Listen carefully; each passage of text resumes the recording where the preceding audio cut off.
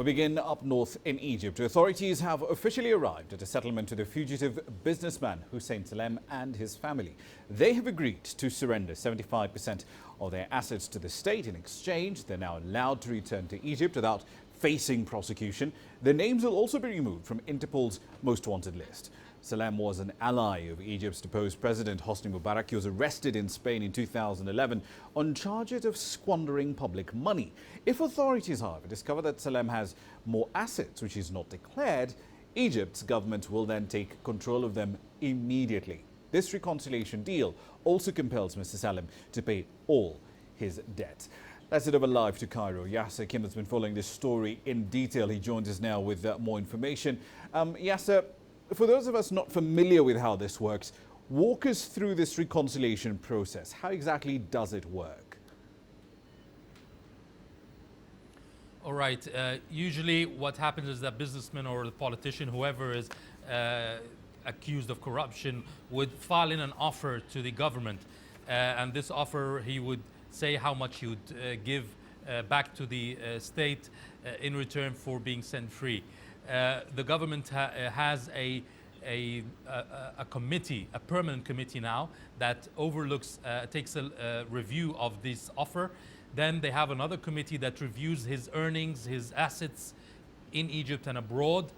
And then they make their own decision concerning how much the case against him, how much he had embezzled, and they make a decision whether the amount he's saying is true or not. In the case of Hussein Salem, it took a year, a year to analyze the amount. He put an offer first, and then it was increased until it reached 75% of his assets, and they had to make sure that it's actually his assets. He's not covering up on other assets or money that in other places. So it's a long process. Given his conviction in absentia, though, I mean, why would the state opt to reconcile with Mr. Salem instead of just seizing what was due and then putting him behind bars? First of all, it takes years in Egypt's judicial system to get a final verdict, because you've got a lot of stages in these situations which take years and years. Second of all, it's very hard to get a businessman's assets outside the country and his accounts, bank accounts, especially when there's a lot of them are secretive. And in this case, he had given accounts and his assets that the government did not know about before, and he has revealed these accounts himself to prove his good intentions.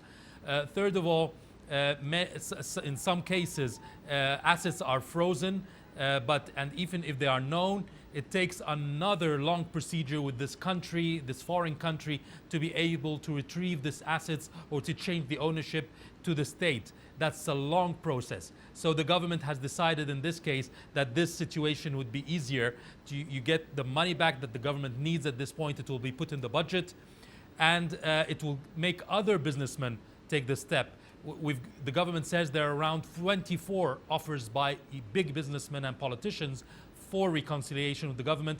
Only 10 have been accepted so far, and they started the negotiation period, and the rest are still waiting for other offers, improved offers from the businessmen.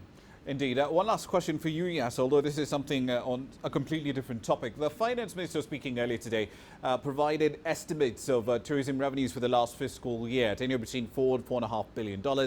What's the outlook for this financial year, especially without a deal on the table yet to restore the flow of tourists from Russia, which is essentially Egypt's key market? Well, if anyone gives you an outlook for 2016, 2017, then they're just guessing. No one knows, even the government itself, the experts, because it depends on whether the UK will get its tourists back to Egypt. They have suspended tourism to the main hotspots of Sharm el-Sheikh. Same with Russia, and those are the two biggest markets. And if the numbers you just said, that 4 billion, that's 60% below the year before.